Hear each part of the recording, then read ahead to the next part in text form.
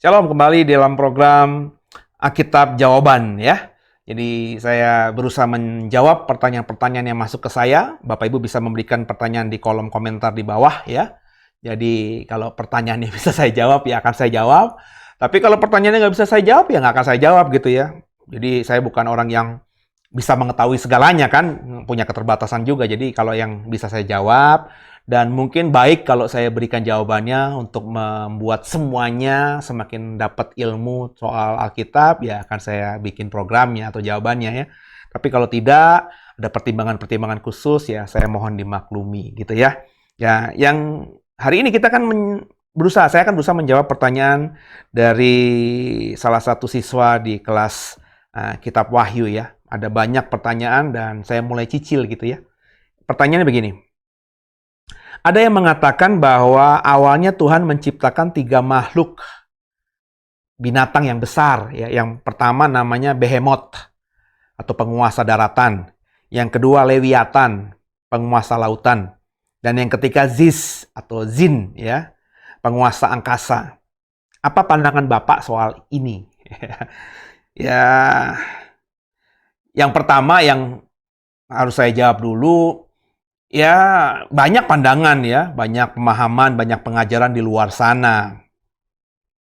Tapi saya kan sudah berkata berkali-kali prinsip saya itu Alkitab gitu. Jadi saya selalu mengajar atau berpendapat apa yang Alkitab katakan. Kalau Alkitab tidak mengatakan apa-apa, ya saya tidak akan berkreasi menjawab dengan imajinasi saya dan fiksi saya untuk sekedar memuaskan ya.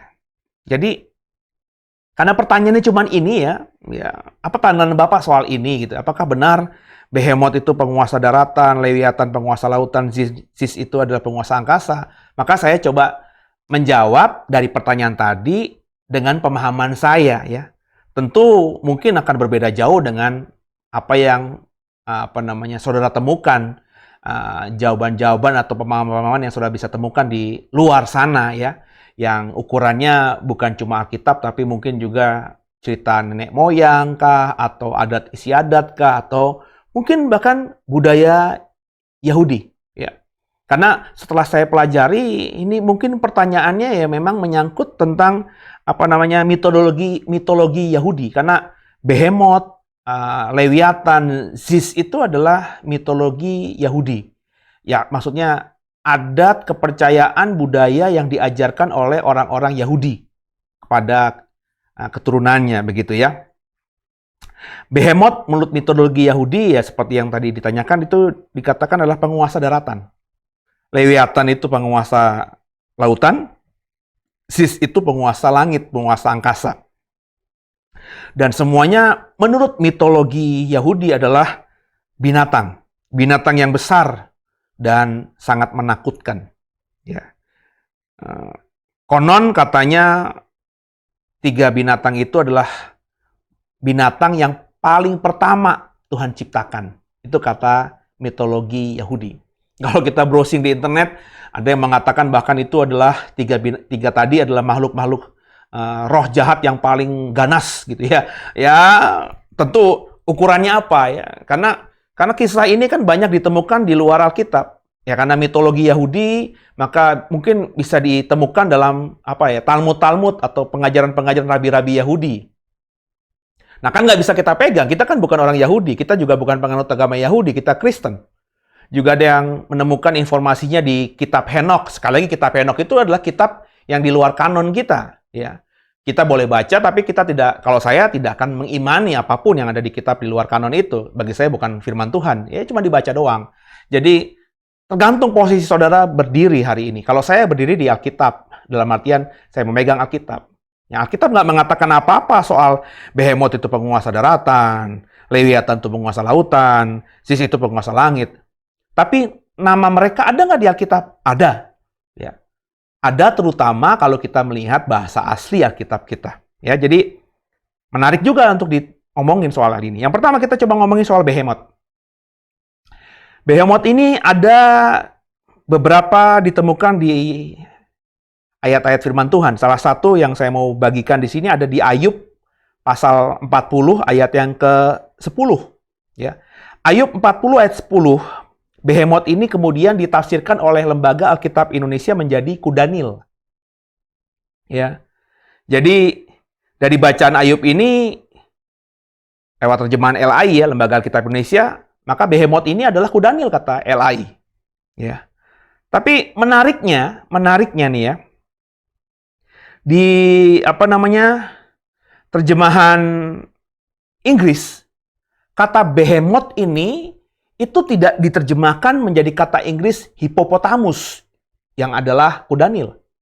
Hampir sebagian besar terjemahan Inggris itu tetap mentranslasikan kata behemoth menjadi behemoth juga. Nggak dirubah begitu dalam terjemahan Inggris. Bapak Ibu bisa cek nanti.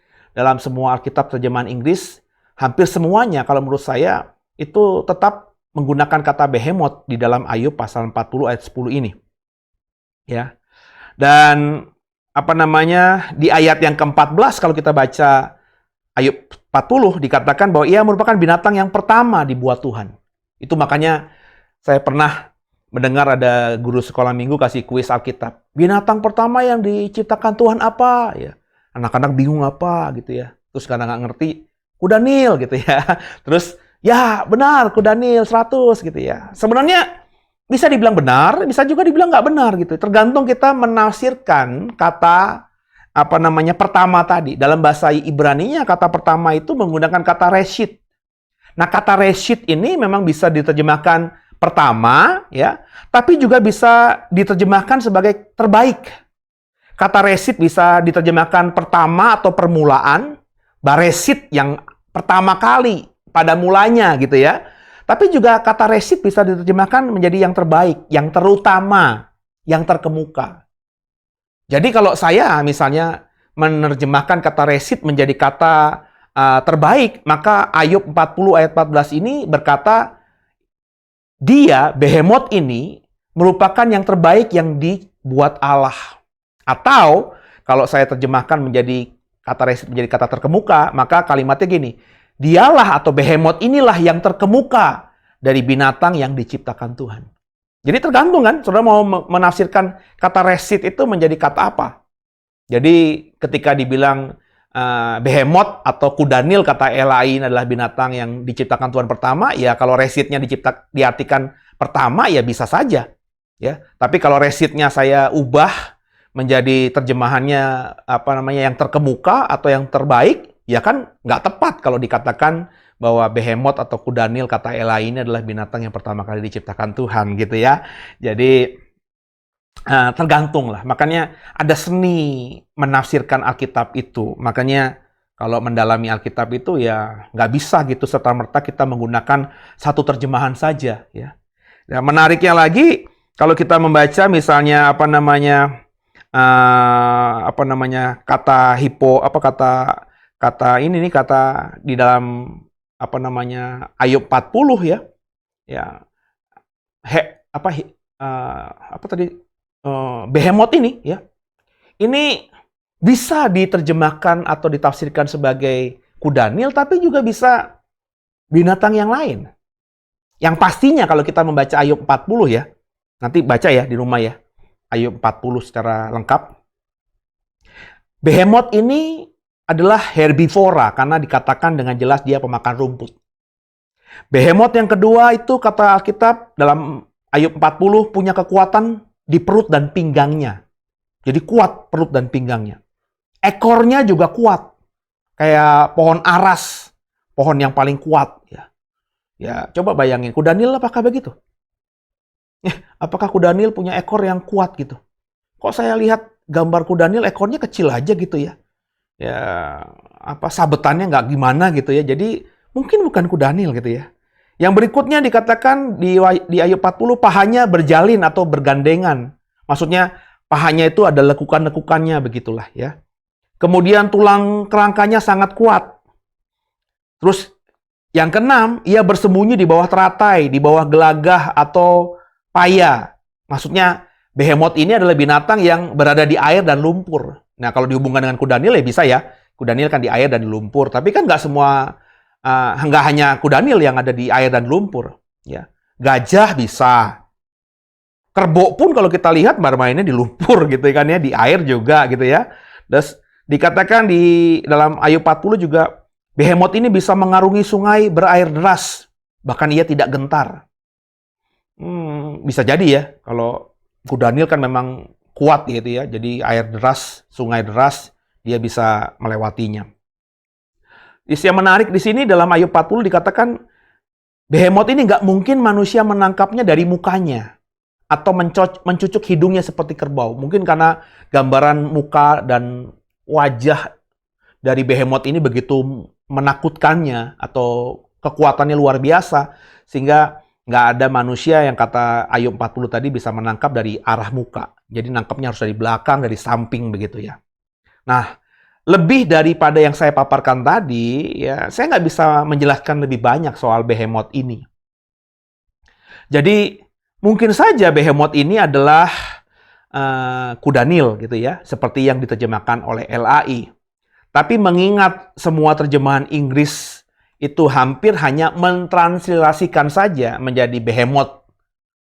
Dan kalau kita lihat Behemoth di dalam kamus Inggris juga nggak ada penjelasan apa-apanya gitu, cuma Behemoth doang gitu ya. Nah makanya besar kemungkinan Behemoth ini adalah binatang lain yang bukan Kudanil. Sebab kalau Behemoth ini Kudanil, tentu terjemahan Inggris itu menerjemahkannya semuanya dengan Hippopotamus ya, tapi tetap hanya menggunakan kata Behemoth. Jadi Behemoth ini mungkin binatang yang sudah tidak bisa kita temukan sekarang ini ya. Behemoth ini hanya bisa dikenali ya di zaman Perjanjian Lama ya, Ayub khususnya, dan juga beberapa ayat lain di kitab lain di Perjanjian Lama yang gambaran spesifiknya, ciri khasnya sudah saya paparkan di atas tadi. Nah, apakah ini binatang yang diciptakan Tuhan pertama? Tentu saya bilang tadi, tergantung bagaimana menafsirkan kata Reshit.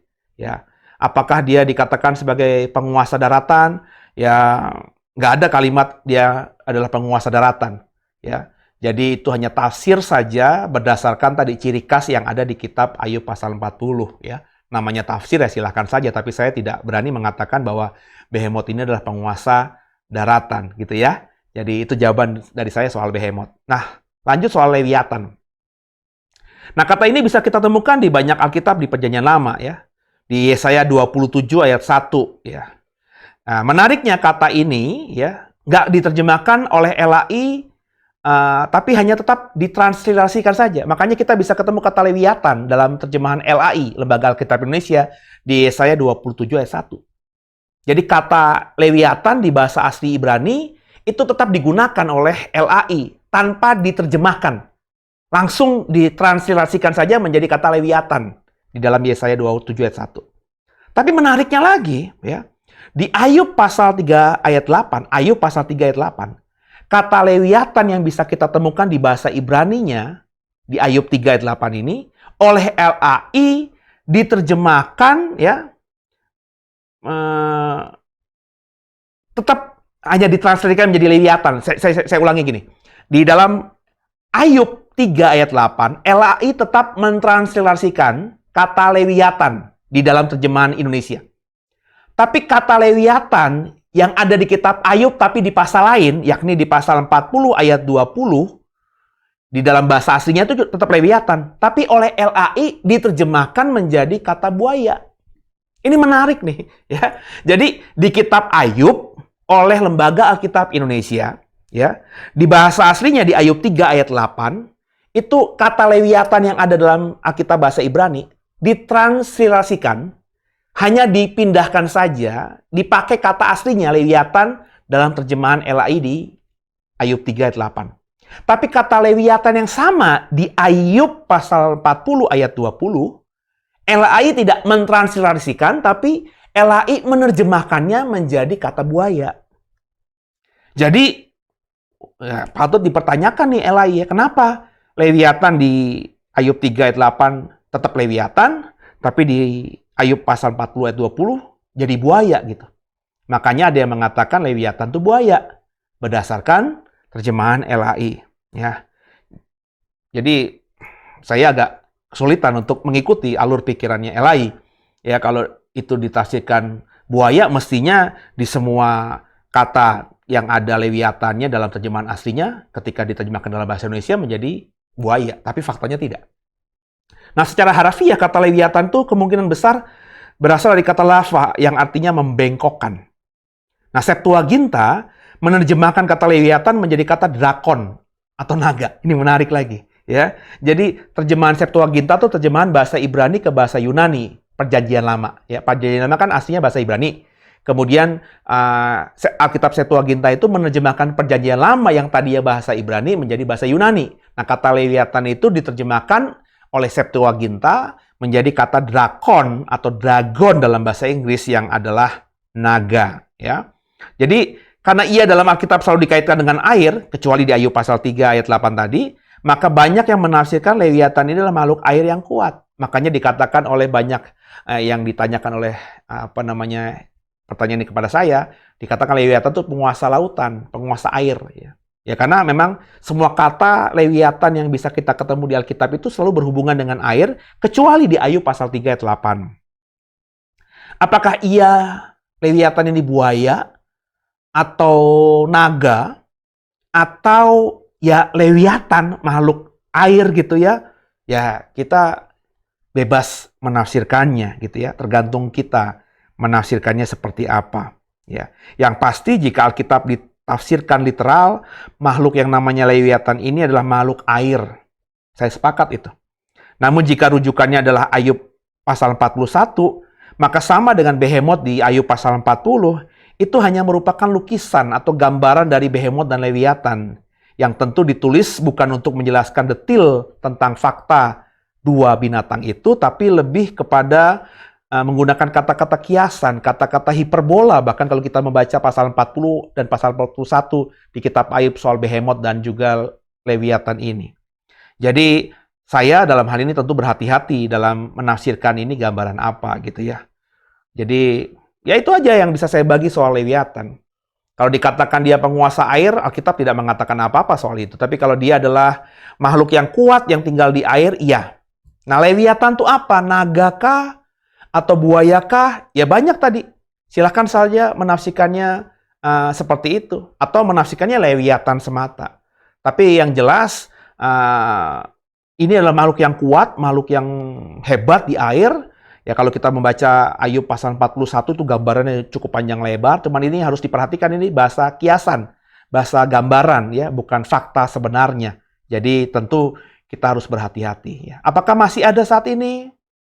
Ya, susah kita temukan. Kalau dalam pemahaman saya sulit menemukan definisi binatang yang memiliki ciri khas seperti gambaran Ayub pasal 41 atau lewiatan itu ya. Kemudian yang ketiga ya, tentang Ziz. Ini cukup singkat jawaban saya karena informasi yang saya temukan di Alkitab juga sedikit soal Ziz ini. Ya, kan dikatakan Ziz ini adalah penguasa udara, ya, penguasa langit gitu ya. Nah dalam Alkitab kita bisa ketemu kata Ziz ini dalam Mazmur 50 ayat 11, Mazmur 80 ayat 13, dan semuanya diterjemahkan oleh LAI menjadi yang bergerak di padang. Ziz Sadai. Di Mazmur 50 ayat 11. Jadi Mazmur 50 ayat 11 itu bicara mengenai terjemahan LAI-nya binatang yang bergerak di padang, Ziz Sadai bahasa Ibraninya.